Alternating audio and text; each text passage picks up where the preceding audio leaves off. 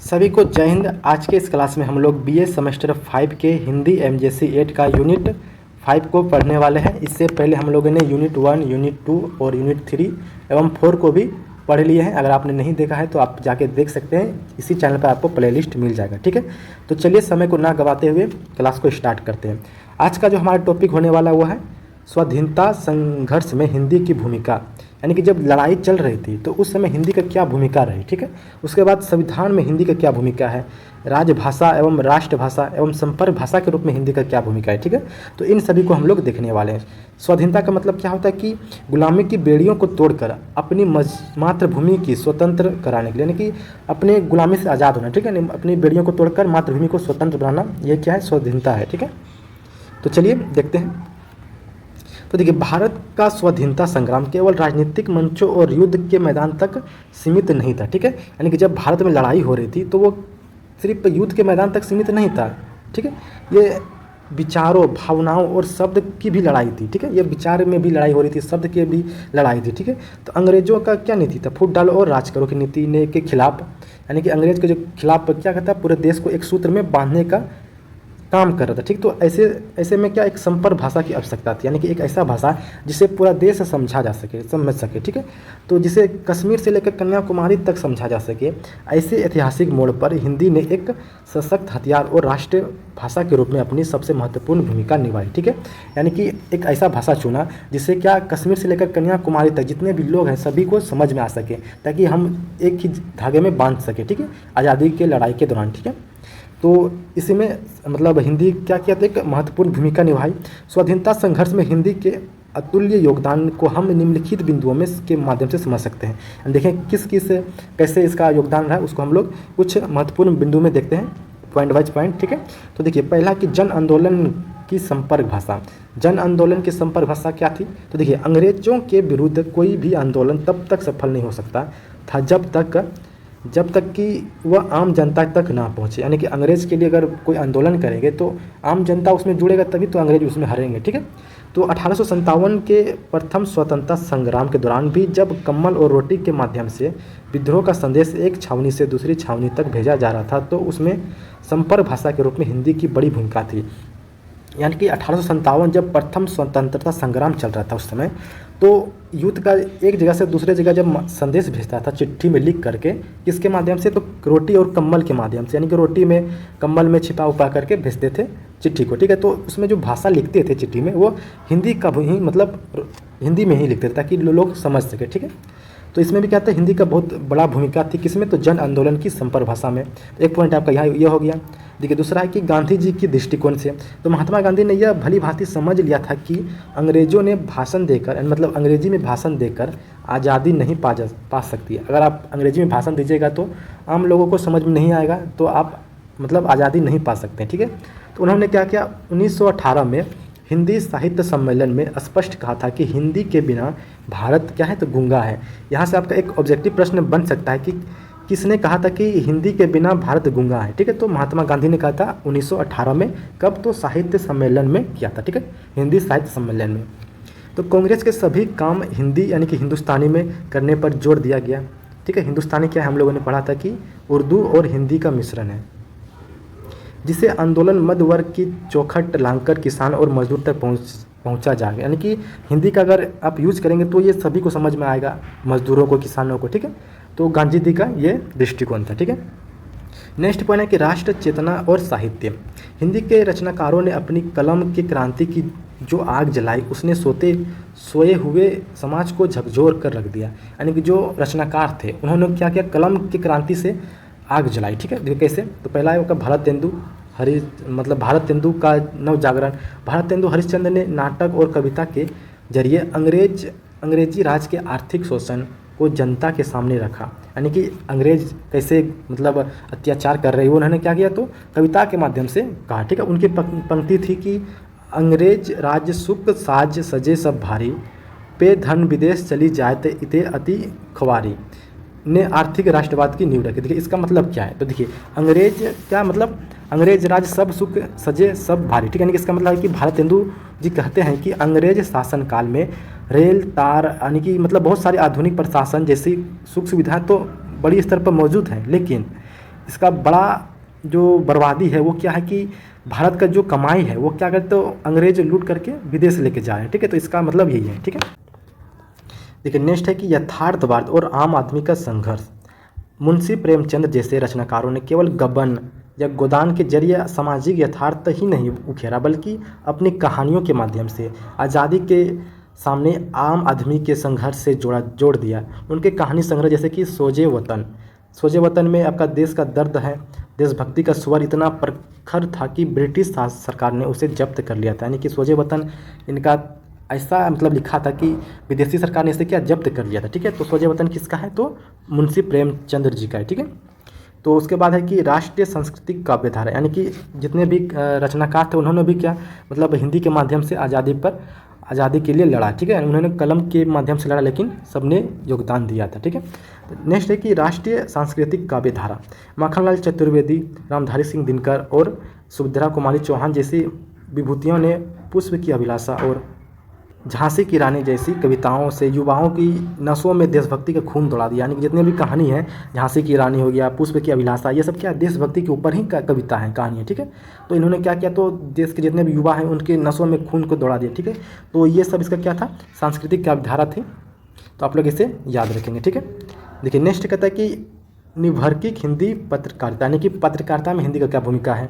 तो देखिए स्वतंत्रता संग्राम के दौरान हिंदी के समाचार पत्रों ने तोप और तलवार से भी अधिक मारक काम किया, ठीक है। जैसे गणेश चंद्र विद्यार्थी का प्रताप क्या है, तो इसका एक पत्र है, ठीक है। तो माखनलाल चतुर्वेदी का कर्मवीर और शिव प्रसाद गुप्ता का आज जैसे अखबारों ने ब्रिटिश सरकार की दमनकारी नीतियों की पोल खोली। यानी कि ये सब पत्र है जिन्होंने क्या किया, ब्रिटिश शासन के खिलाफ लिखा, ठीक है। तो इनका भी बहुत बड़ा योगदान रहा, लेकिन ये किसके माध्यम से लिखा, तो हिंदी के ही माध्यम से लिखा है, ठीक है। तो इसीलिए इसको पढ़ना है, ठीक है। तो इन अखबारों के संपादकों को बार बार जेल में डाला गया। अंग्रेजों ने क्या कि इसे बार बार जेल में डाला गया, लेकिन प्रेस पर भारी जुर्माना भी लगाया गया। लेकिन हिंदी पत्रकारिता ने आज़ादी की आखिरी मतलब अखल जगाना बंद नहीं किया, यानी कि सबको जगाते रहे, ठीक, अखबार के माध्यम से। यानी कि पत्रकारिता क्या कि अखबार के माध्यम से लोगों को जगाया, और रचनाकार यानी कि कविता के माध्यम से, यानी कि सबका जो योगदान रहा आज़ादी में, उनका जो मुख्य जो मतलब कम्युनिकेशन का जरिया था वो क्या था, तो हिंदी ही था, ठीक है। यानी कि सभी को हिंदी में लिखते थे, बोलते थे, संदेश को भेजना। तो यहाँ पे आपका हिंदी का ये भूमिका है, ठीक है। तो देखिए नेक्स्ट, अहिंदी भाषी महापुरुषों का नेतृत्व। इसका मतलब है कि जो हिंदी नहीं जानता या फिर नहीं बोलता है उसका नेतृत्व कैसा है, ठीक है। तो देखिए यह एक बहुत ही रोचक और गर्व करने वाली तथ्य है कि हिंदी को राष्ट्रभाषा बनाने की सबसे पहली और सबसे मजबूत आवाज़ हिंदी पट्टी से नहीं बल्कि अहिंदी भाषा क्षेत्रों से उठी। यानी कि जहाँ पे हिंदी भाषा नहीं बोली जाती वहाँ से इसकी आवाज़ उठी है। जैसे बंगाल से राजा राम मोहन राय, जिन्होंने अपनी दूरदर्शी सोच से आधुनिक भारत की नींव रखी, और बाद में केशव चंद्र सेन जैसे समाज सुधारकों ने हिंदी को पूरे देश को जोड़ने वाला भाषा माना, ठीक है। यानी कि हिंदी को क्या किया, तो एक राष्ट्रभाषा की तरह इन लोगों ने देखा, ठीक है। यानी कि आवाज़ उठाई कि ये राष्ट्रभाषा होना चाहिए, पूरे राष्ट्र में बोलना चाहिए था।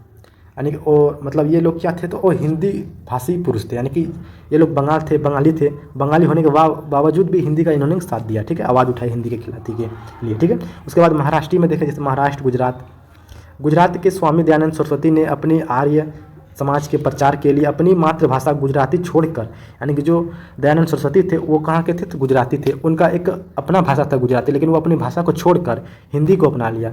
लोकमान्य बाल गंगाधर तिलक और नेता सुभाष चंद्र बोस ने अपनी आंदोलन और आज़ाद हिंद फौज में हिंदी को ही नेतृत्व भाषा बनाया, ठीक है। तो इन सभी ने मिलकर क्या किया, तो हिंदी को बढ़ावा दिया, हिंदी को क्या किया, एक राष्ट्रभाषा बनाया, ठीक है। तो आप लोग इसे एक एक पॉइंट को याद रखिएगा, ये सब आप लिख सकते हैं अपने एग्जाम में, ठीक है। यहीं से आपका प्रश्न बनेगा, ठीक है। तो देखिए इसका निष्कर्ष ये निकलता है कि स्वाधीनता संग्राम में हिंदी केवल एक भाषा नहीं थी, वह एक नारा थी, एक विचार थी और करोड़ों भारतीयों की साझी धड़कन थी।